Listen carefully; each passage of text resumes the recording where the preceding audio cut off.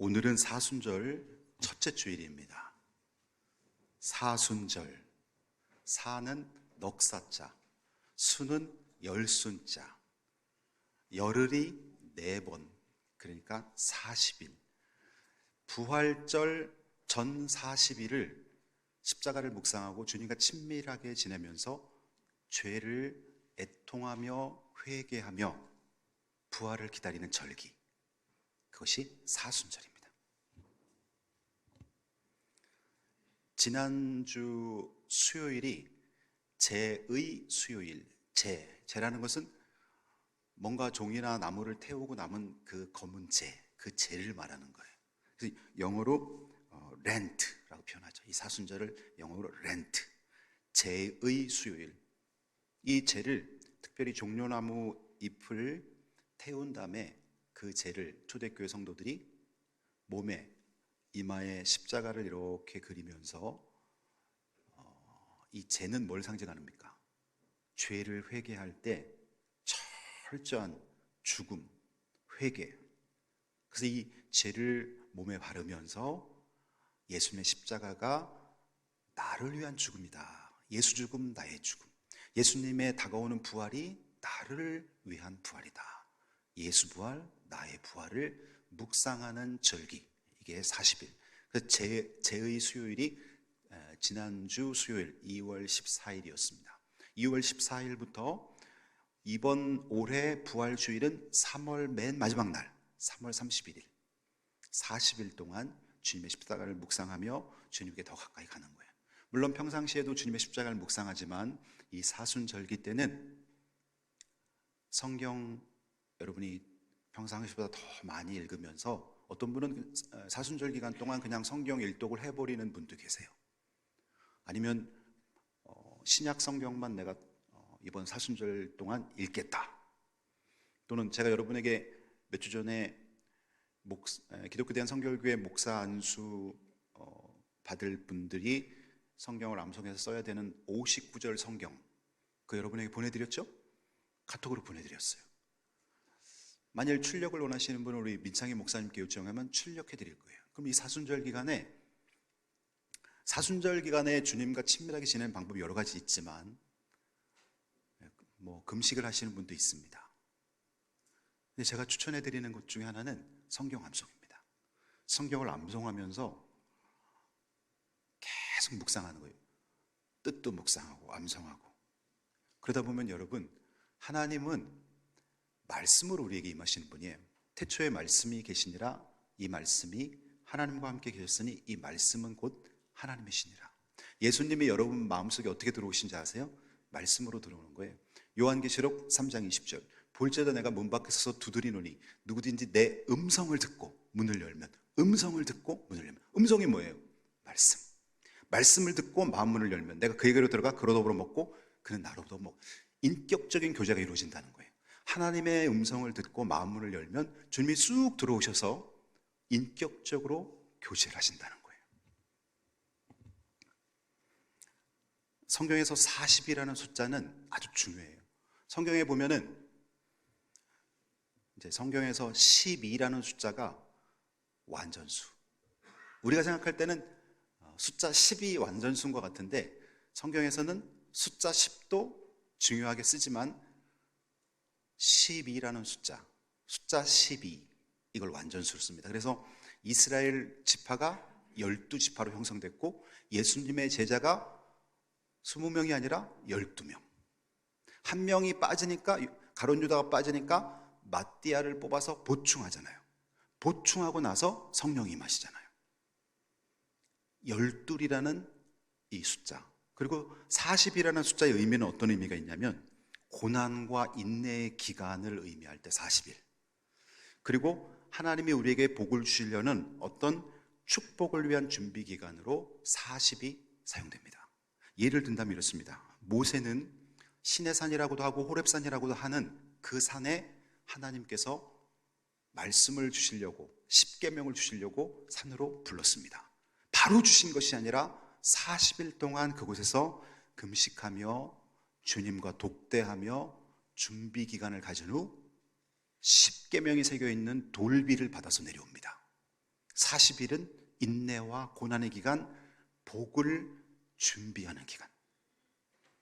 또 이스라엘이 가나안 땅을 정탐하고 출애굽한 후에 가나안 땅에 들어갈 때 12지파에서 한 명씩 정탐꾼을 보내는데, 이 정탐꾼이 가나안 땅에 40일 동안 가나안 땅을 정탐합니다. 이스라엘 백성들이 애굽에서 탈출해서 바로 가나안 땅에 들어간 것이 아니라 광야에서 40년간 우회하게 됩니다. 이것은 우연히 일어난 것이 아니라 하나님께서 이스라엘 백성들이 불평하고 원망하고 부정적인 생각을 자꾸 말하니까 그 부정적이고 불평하는 요소를 빼는 기간이 40년. 그 40년 기간 동안 출애굽 1세대들 불평과 원망과 애굽 땅과 비교하면서 왜 하나님이 우리를 이곳에서 불러냈냐고 원망하는 자들은 거기서 다 죽습니다. 그리고 긍정적인 마인드를 갖고 있는 여호수아와 갈렙, 그리고 출애굽해서 광야에서 태어난 이 세대들이 가나안 땅에 들어가게 됩니다.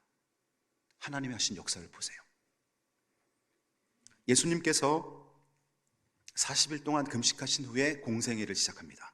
예수님은 33세까지 사셨고 30세까지는 우리처럼 평범하게 사셨어요. 근데 예수님 만 30세부터 33세까지 이 3년간은 인류를 위한 십자가를 지고 인류 구원을 위한 공적인 삶을 사셨다. 그래서 이 기간을 공생애라고 우리가 부르는 것이죠. 예수님이 부활하신 후에 바로 승천한 것이 아니라 40일 동안 제자들과 함께 하시면서 제자들에게 지상명령, 땅끝까지 복음 전하라는 지상명령을 내리고 승천하십니다. 그러니까 40일, 이 40이라는 숫자는 성경에서 굉장히 큰 의미가 있는 것이죠. 여러분도 지난주 수요일부터 시작된 이 제의 수요일로부터 출발해서 사순절 기간 동안 내 신앙이 너무나 형식적이었다. 깨 부수는 작업이 필요합니다. 내가 너무나 주님과의 생생한 만남 없이 막연한 하나님을 나는 믿고 있다. 40일간 여러분 주님께 나와 기도하세요. 밤기도에 나와 기도하시고요. 하나님은 절대 아무 사모함도 없는 자에게 만나주지 않으세요. 시편 107편 9절 말씀, 그가 사모하는 영혼을 만족해 하시며 줄인 영혼에게 좋은 것으로 채워주심이로다. 하나님 반드시 줄인 영혼에게 은혜를 주시고 하나님 만나게 해주세요. 그렇게 해야만 그가 하나님을 평생 감사하며 섬길 수 있어요.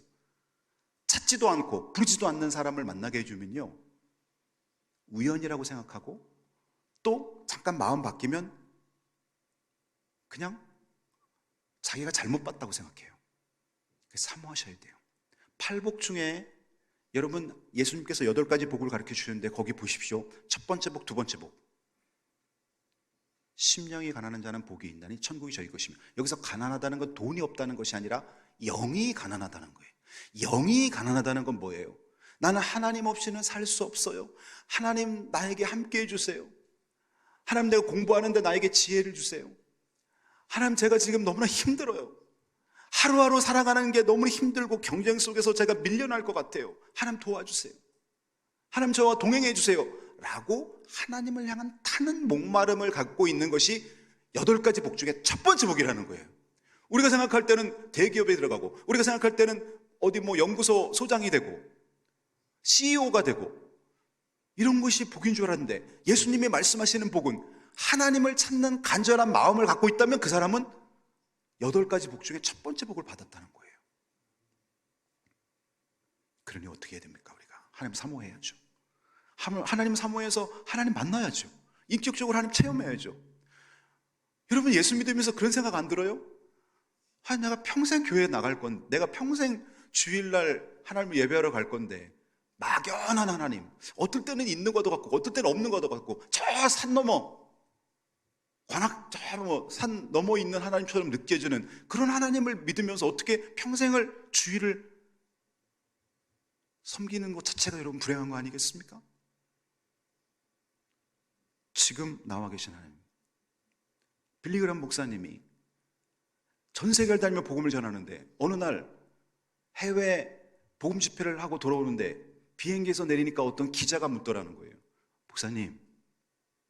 목사님은 하나님을 자주 체험하고 느끼신다고 하는데 언제 하나님을 체험하십니까? 그랬더니 빌리그람 목사님 뭐라 했는지 아세요? 방금도 저와 함께 대화하셨는데요, 그러시는 거예요. 비행기 안에서 방금도 저와 함께 영으로 대화했습니다. 바로 그거죠. 주님을 내가 느끼는 거죠. 만나는 거죠. 주님과 동행하는 삶, 이걸 위해서 우리가 40일을 보내야 될 것입니다. 여러분, 유대인들은 우리가 쓰고 있는 달력과 달라요. 유대인의 달력을 보면 이 달력인데, 이게 지금 여러분 화면에 잘 안 보일 거예요. 그래서 제가 아까 여러분 카톡으로 넣어드린 거예요. 유대인들은, 우리는 중간에 보면 우리가 3, 4월은, 유대인들은 1월 달이 우리나라 3, 4월이 유대인의 1월입니다.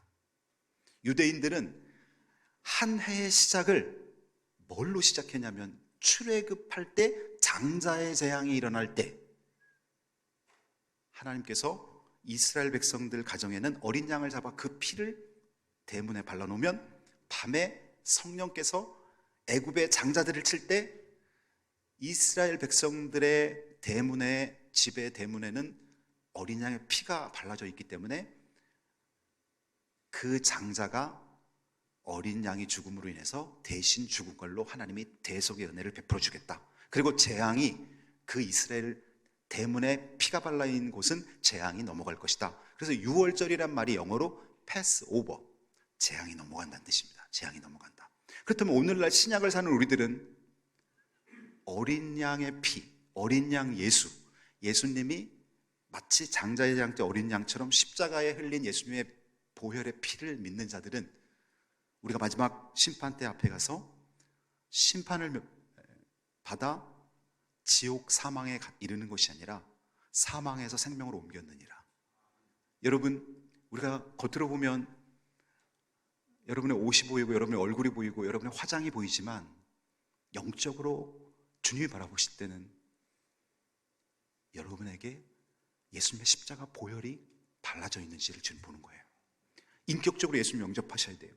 예수님을 인격적으로 영접해서 예수님의 십자가 보혈이 여러분 인격을 덮고 있으면, 하나님 보실 때 마지막 심판 때 이 사람이 90살, 이 사람이 100년 동안 살았던 죄를 예수님이 대신 사해 주셨기 때문에 그 피를 보고 여러분을 천국으로 인도하시는 것입니다. 그러니 피 흘림이 없은즉 사함이 없느니라. 히브리서 9장 22절 말씀, 피 흘림이 없은즉 사함이 없느니라. 예수님의 피 흘림을 믿는 자들이 구원을 받는 거죠. 이 유대인들은 이렇게 해서 한 해 달력을, 1월이 바로 자기들이 애굽에서 탈출할 때 하나님의 도우심, 그것을 한 해의 첫 번째 달로 삼았어요. 여러분, 새해 달력을 받으면 제일 먼저 뭘 합니까? 보통 사람들은 가족들 생일 이렇게 동그라미 쳐서 가족들 생일하고, 또 한 해 동안 중요한 어떤 회사 아주 중요한 업무라든가 일이 있으면 기록해 놓고, 가족 행사 기록해 놓고, 그리고 한 해를 보내잖아요.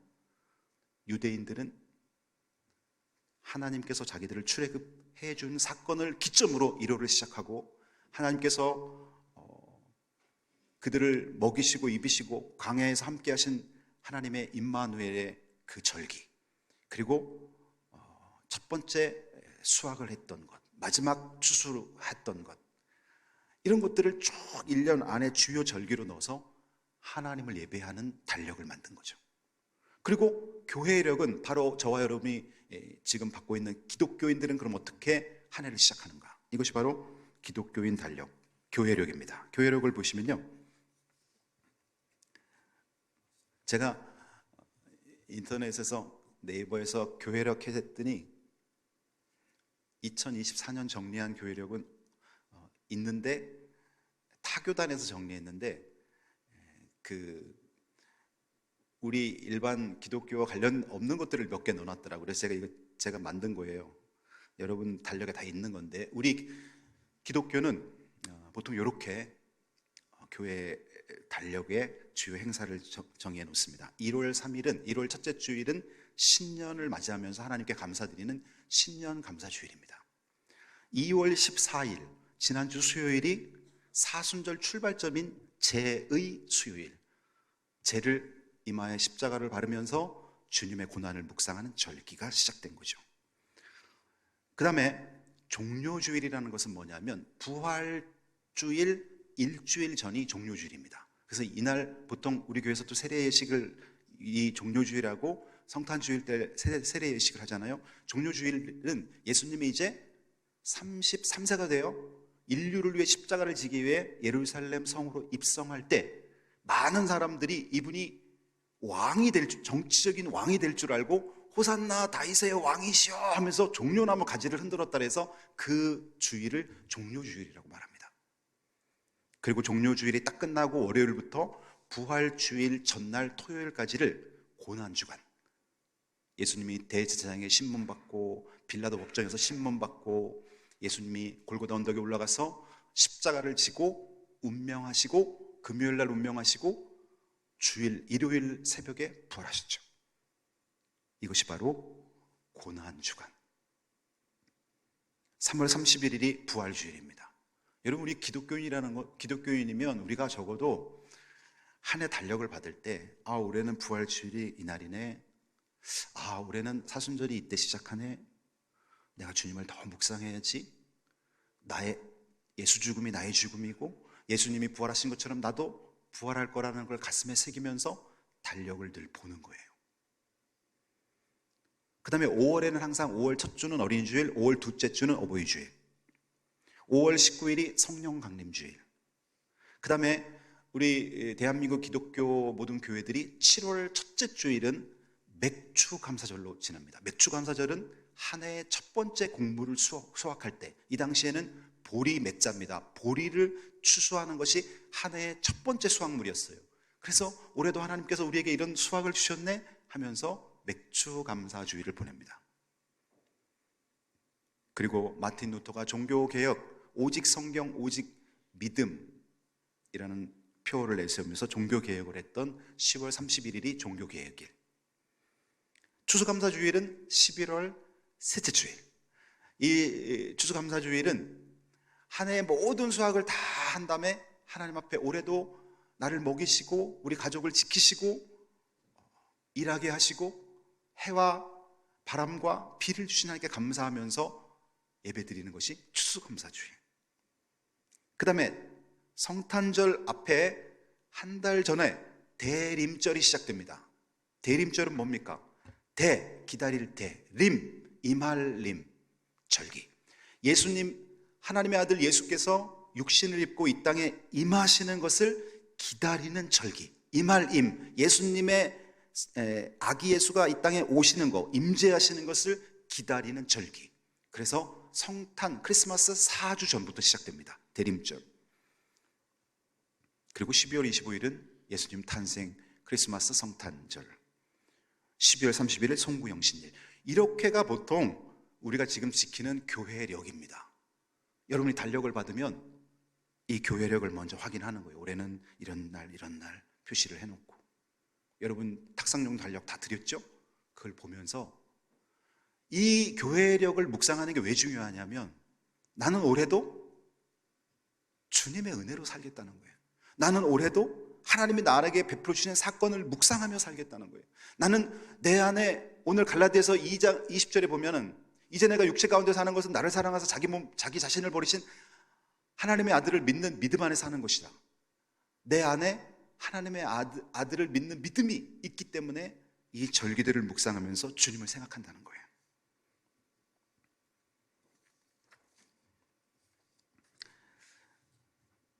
여러분, 갈라디아서 2장 20절은 내용이 길어요. 그런데 여러분이 이걸 한번 암송을 해놓잖아요. 그럼 평생 십자가와 내가 하나가 돼서 큰 은혜를 묵상할 수가 있어요. 다른 구절들도 많이 암송하면 좋은데, 여러분 이번 사순절 기간에 이거 한번 암송해 보세요. 갈라디아서 2장 20절.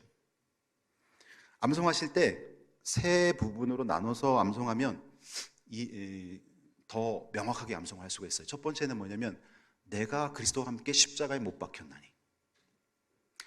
제가 청년이 되기 전까지는 십자가에는 예수님이 못 박혔지 왜 내가 십자가에 못 박혔다는 걸 한 번도 생각해 본 적이 없어요, 저는. 근데 이제 성경을 읽어도 제대로 읽지 못했던 거죠. 십자가에서는 예수님이 못 박혔지 왜 내가 못 박혀? 라고 한 번도 생각을 안 해봤어요. 그런데 대학 때 성경 공부를 하는데 목사님이 이걸 암송하라는 거예요, 저보고. 갈라디아서 2장 20절. 그래서 한 주간 암송을 하고 났는데 그냥 암송만 하는 건 아니잖아요. 이게 무슨 뜻인가 묵상을 하는데 내가 그리스도와 함께 십자가에 못 박혔나니. 바울은 복음을 깨닫고 나서 예수님이 왜 죽은 겁니까? 예수님이 나의 죄를 씻기 위해서 십자가에 죽으셨잖아요. 그렇다면 예수님이 2000년 전에 예수님이 십자가에 죽을 때 저와 여러분, 그리고 아직 태어나지도 않은 앞으로 예수 믿을 구원받은 영혼들이 육신의 정욕과 안목의 정욕과 이생의 자랑을 위해 살면서 지은 죄가 거기에 오버랩, 대입이 되는 거예요. 예수님이 십자가에서 못 박힌 거는 나의 죄를 위한 희생이기 때문에 예수님이 십자가에 못 박힐 때 나의 옛사람, 예수 믿고 거듭나기 전 나의 죄인으로서의 내가 같이 폭에서 죽었다는 거예요. 이것이 바울이 깨달은 복음인 거예요. 예수님이 십자가에 죽을 때 나도 죽었구나. 이걸 바울이 깨닫게 된 거예요. 내가 그리스도와 함께 십자가에 죽었구나. 그래서 그 죽음을 인정하고 묵상하게 될 때 삶의 변화가 일어나는 거예요. 하나님이 원치 않는 죄 짓던 습관들도 같이 죽었구나. 근데 왜 나는 지금도 그거 하고 있지? 잘못된 거구나. 끊어야 되겠구나. 이렇게 되는 거예요. 내가 예수로 거듭나기 전에 내 옛사람, 세상의 인기와 명예와 세상의 물질을 위해 달려갔던 내 육신적인 야욕을 위해 살았던 옛 내가 예수님 죽을 때 같이 죽었구나. 이거를 인정하게 될 때 새 사람의 삶이 열리는 거예요. 내가 그리스도와 함께 십자가에 못 박혔나니. 두 번째, 그런즉 이제는 내가 사는 것이 아니요 오직 내 안에 그리스도께서 사신 것이라. 옛사람이 죽고 나면 어떻게 됩니까? 그럼 이제 예수님께 순종하는 나만 남게 되는 거예요. 내 안에 내 의지와 자유의지가 이제는 순종으로 바뀐 내가 있는 거예요. 예수님은 저 창고에 가둬놓고 내가 주인 행세했던 내가 예수님 죽을 때 같이 죽었구나. 그렇다면 이제 나는 누군가? 나는 예수님이 주인 돼 계신 내 인격체 안에 나는 그분의 말씀에 순종하며 그분과 동행하는 내가 있는 거구나 라고 느끼게 되는 거예요.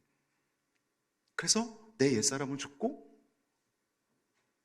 오직 내 안에 그리스도께서 사시는 내가 존재하는 거예요. 이게 얼마나 중요한 말씀이에요. 그러면서 이제 내가 육체 가운데 사는 것은, 그러면 나는 육신을 입고 있기 때문에 천국 가기 전까지 육신 안에서 살아야 되는데, 이제 내가 육체 가운데 사는 것은 나를 사랑해서 나를 위하여 자기 자신을 버리신 하나님의 아들 예수를 믿는 믿음 안에서 사는 것이다.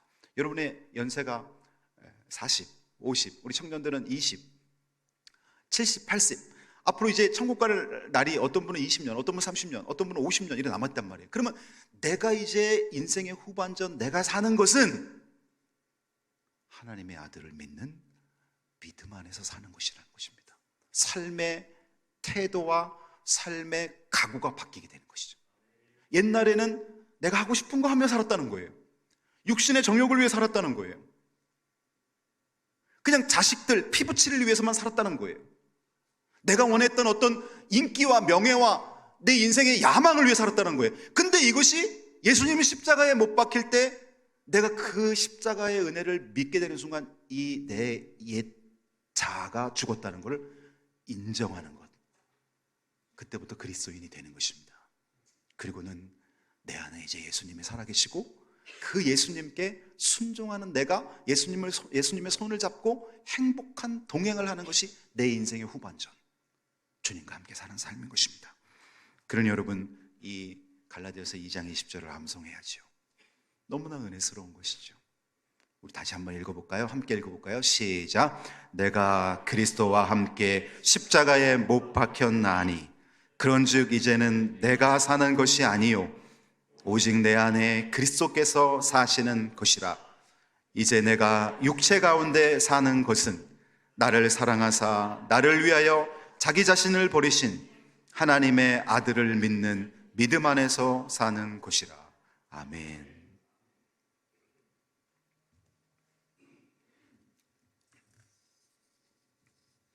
사순절을 어떻게 보내느냐에 따라서 부활절을 맞이하는 그 감격이 다릅니다.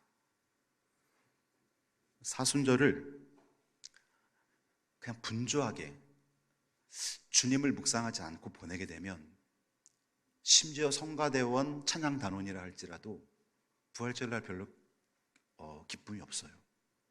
여러분, 올해 우리 송구영신 예배 드린 지 얼마 안 된 것 같은데 보세요. 거의 2달이 다 지나갑니다. 그러면 금방 또 부활절 온다는 거예요. 주님을 묵상하며 내가 예수님을 십자가에 못 박은, 그리고 예수님이 나 때문에 죽은 내가 흉악한 죄인이구나라고 느끼면서 철저히 회개하고 성경을 암송하고 어떻게든지 가족들과 지인들을 주님께 인도하고자 몸부림치면서 부활절을 맞이하는 사람과, 부활절인지도 모르고 그냥 오늘 부활절이요?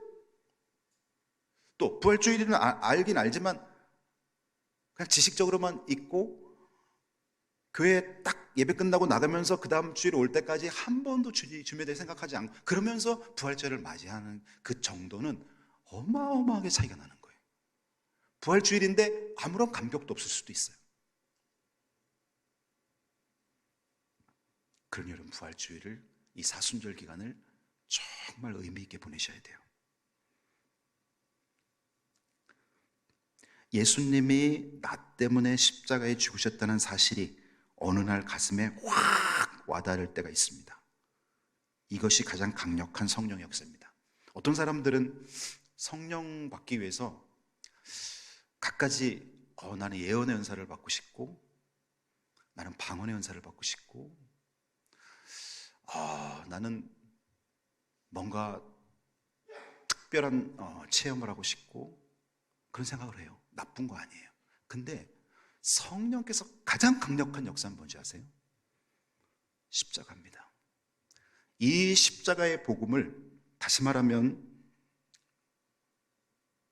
예수님께서 나 때문에 십자가에 죽으셨다는 사실을 가슴 깊은 곳에서 아주 강렬한 체험을 하는 거예요.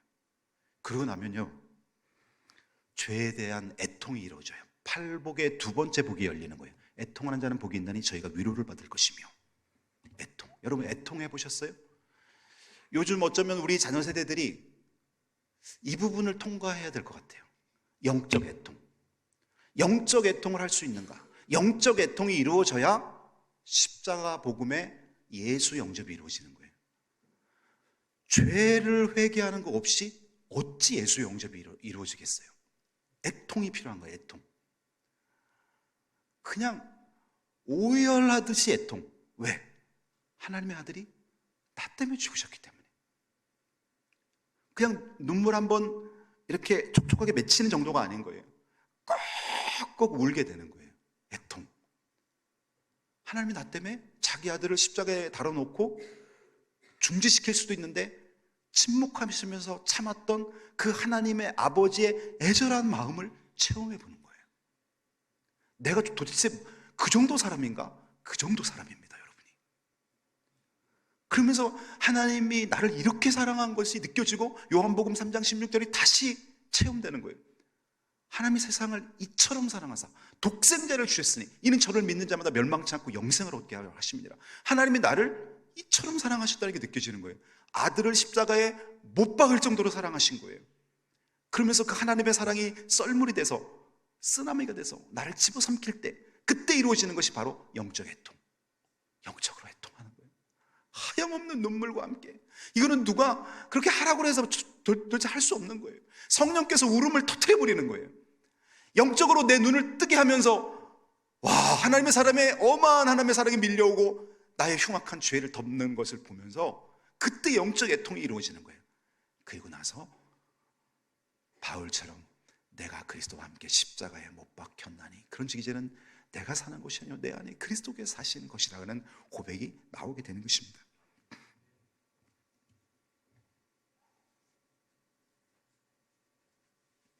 여러분, 그리스도인들, 특별히 기도하는 성도들은 본인이 하시는 말씀을 하나님께서 듣고 응답하신다는 걸 믿으셔야 됩니다. 그럼 여러분 기도하게 됩니다. 제가 대학 88년도, 그래서 88학번이라고 올림픽 학번이라고 그러는데요, 제 고등학교 2학년 때 1986년도 저는 제가 살았던 시골 마을에는 고등학교 없어서 청주에서 고등학교를 하숙하며 다녔어요. 그때는 밤 10시까지 야간 자율학습이 있어서 학교에서 10시까지 공부하고 10시에 집으로 귀가했습니다. 그런데 제 고등학교 2학년 때인데 아버지, 지금처럼 스마트폰, 휴대폰 이런 게 없으니까 아버지가 저한테 오신다는 것도 저는 생각도 못했어요.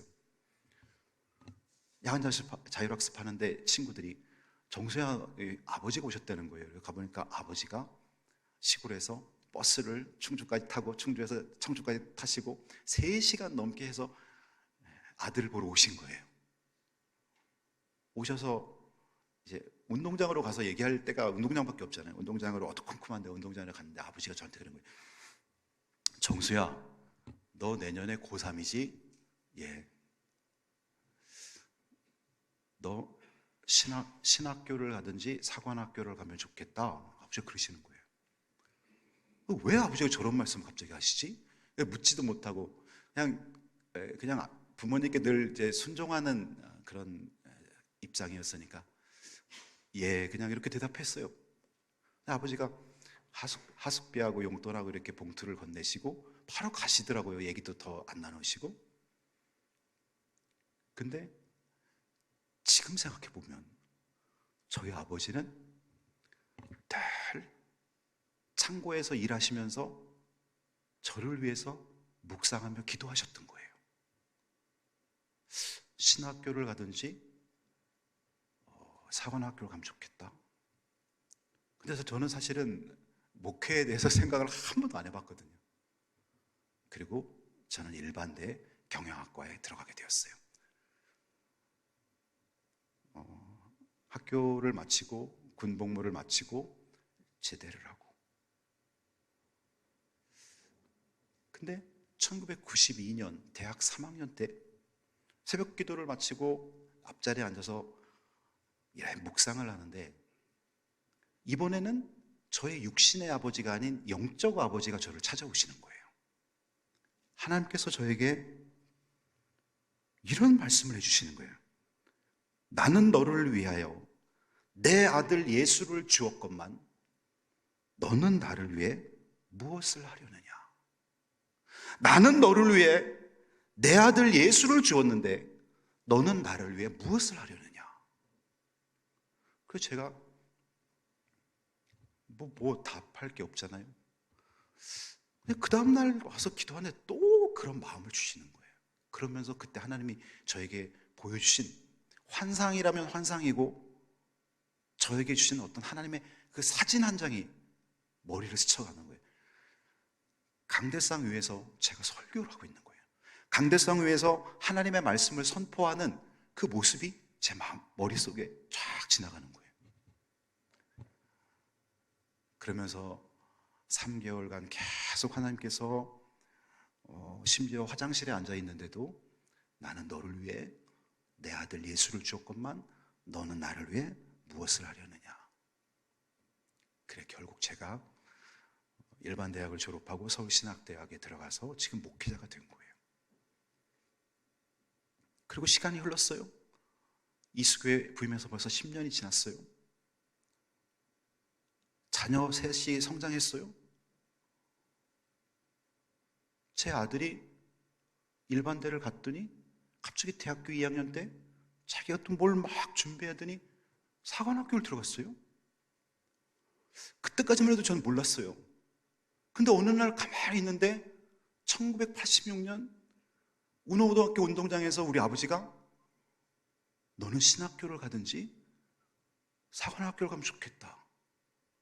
저는 신학교를 가서 목회자가 됐고 제 아들이 지금 사관학교 들어갔어요. 소름이 확 끼치는 거예요. 야, 하나님 앞에 우리가 무슨 말을 할 때 기도하면서 여러분 믿음을 가져야 됩니다. 하나님은 우리가 믿고 구하는 것에 있어서 하나님 좋은 것으로 응답해 주신다 그랬잖아요.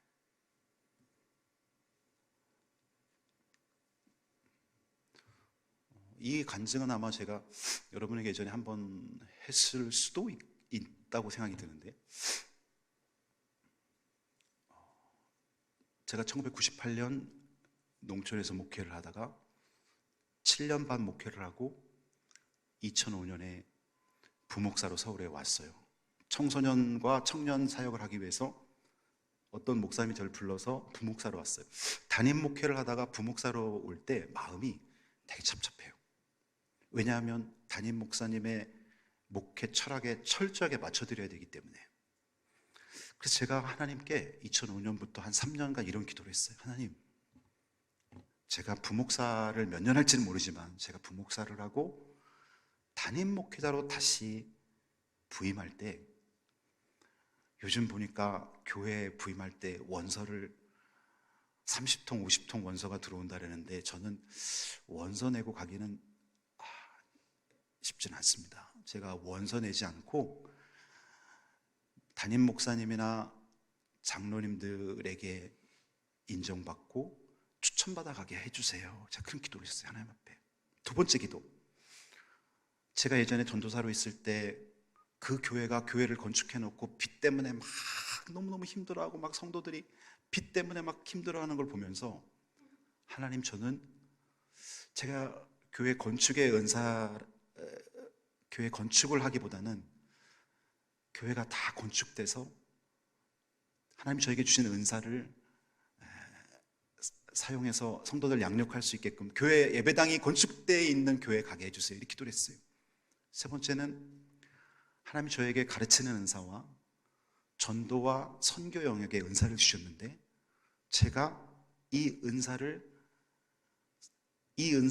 필요로 하는 교회, 그 교회에 가게 해주세요.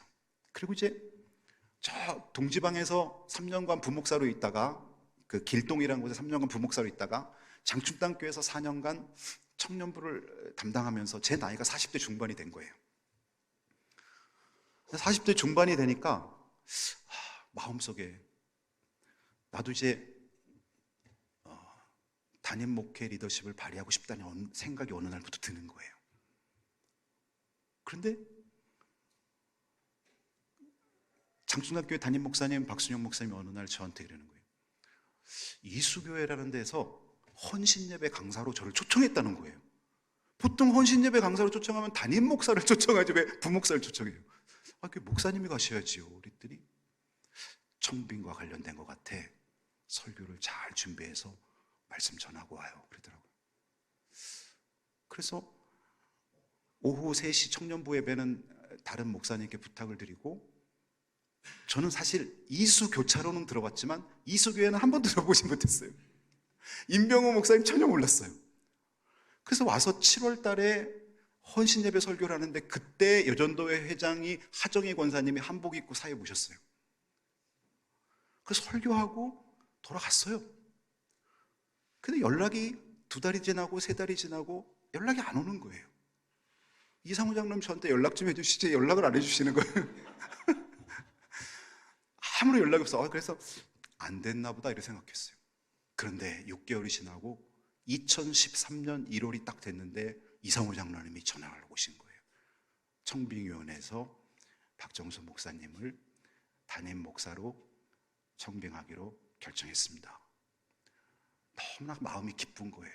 감사한 마음이 드는 거예요. 그리고 전화를 딱 끊었는데, 와, 누가 뒤통수를 딱 때리는 것처럼 과거에 제가 시골 목회하다가 2005년에 서울에 올라와서 한 기도, 원서내지 않고 누군가의 소개로 가게 해주세요라고 하나님 들어주신 거예요. 이수교회 와보니까 2010년도에 건축해갖고 제가 2013년 교회를 건축한 지 3년밖에 안 된 반짝반짝한 너무나 아름다운 교회가 딱 있는 거예요. 그리고 원로 목사님은 장학사업이라든가 또 쌀 같은 거 지역사회 공급하면서 구제사역을 많이 했는데 하나님이 또 저를 통해서는 선교사역을 하기를 원하시면서 우리 교회에 선교와 제자훈련이 정말 필요한 그런 상황의 교회에 제가 부임하게 된 거예요. 소름이 끼치는 거예요. 소름이. 제가 여러분 이런 간증하는 이유가 뭡니까? 여러분 자녀를 위해 기도할 때 구체적으로 하시라는 거예요. 믿음으로 하시라는 거예요. 조금 기도하다 포기하지 말라는 거예요. 한 6개월 기도하다가 하나님은 나랑은 관련 없는 하나님이야, 그렇지 말라는 거예요. 응답 받을 때까지. 어떨 때는 내가 원하는 것과 다르게 응답될 때도 있어요. 제가 지금 응답받은 것만 여러분에게 간증하지, 제가 기도했는데 다른 방향으로 응답한 것도 사례가 많아요. 근데 두고 보면 이래서 하나님 이렇게 응답하셨구나, 하나님은 더 좋은 곳으로 역사하시는구나, 이걸 체험하게 되는 거예요. 그러니 여러분 기도하셔야죠. 민수기 14장 26절부터 28절. 여호와께서 모세와 아론에게 말씀해 이르시되 나를 원망하는 이 악한 회중에게 내가 어느 때까지 참으랴. 이스라엘 자손이 나를 향하여 원망하는 바 그 원망하는 말을 내가 들었노라. 그들에게 이르기를 여호와의 말씀에 내 삶을 두고 맹세하노라. 그 다음에 여러분 중요한 구절입니다. 너희 말이 내 귀에 들린 대로 내가 너희에게 행하리라. 우리가 여러분 믿음의 말을 해야 되는 이유가 여기에 있는 것입니다. 우리가 말씀에 근거해서 정말 언약 붙잡고 기도해야 되는 것이, 이유가 여기 있는 것이. 우리가 불평하고 원망하고 그리고 부정적인 말 하잖아요. 하나님은 빙빙 이스라엘 백성들을 광야에서 40년간 빙빙 우회하게 해서 부정적인 사람 죽게 한 것처럼 그렇게 만들어요. 여러분, 우리가 남은 일생이 얼마나 많이 남느냐가 중요한 게 아니에요. 빙빙 40년 50년 돌아서 나중에 보니까 내가 원점에 서 있어요. 아무 의미 없는 거예요. 지금 결단하셔야 돼요. 하나님이 원하시는 대로 내가 남은 10년을 살더라도 정말 멋지게 주님의 기쁨이 되고 영혼 구원의 도구가 되고 내가 그렇게 살리라. 결단하셔야 돼요. 그것이 바로 내가 그리스도와 함께 십자가에 못 박혔나니에요. 나의 옛사람은 죽은 거예요. 여러분, 그리스도인은 자기 옛사람이 죽은 사람들이에요. 주님이 주인 돼서 그 주님 따라가는 사람이에요. 결단입니다. 결단과 적용. 사순절 기간 동안 이 3가지를 해보세요. 기도의 단을 쌓으세요. 기도의 단이 무너진 사람은 다시 쌓으세요. 다시 쌓으면 돼요. 하나님은요, 너 왜 옛날에 너 기도하라는데 왜 안 했어? 그렇게보다는 기도하러 오려고 하는 사람 기쁨으로 달려가 맞아주십니다. 기도의 단을 쌓으세요. 우리 교회 밤기도회 있잖아요. 교회에서 한 20-30분 거리에서 올 수 있는 분들은 일주일에 한두 번이라도 오세요. 어떻게든지 기도의 그 습관을 만들려고 몸부림치세요. 우선순위에서 밀리지 마세요. 기도가 하나님 들어 응답해 주시잖아요. 두 번째, 성경 읽기와 성경 암송. 성경 암송보다 더 중요한 게 없어요. 성경 암송은요, 하나님을 내 마음에 새겨놓는 거예요. 여러분, 우리 마음에 세상 습관, 세상 비전도 많이 새기는데 하나님을 내 마음에 새기는 게 성경 암송이에요. 성경 암송하세요. 그 다음에 전도의 열정으로 불신 가족과 지인들을 구원하는 여러분들 되시기를 주님의 이름으로 축복합니다. 우리 잠시 기도하겠습니다.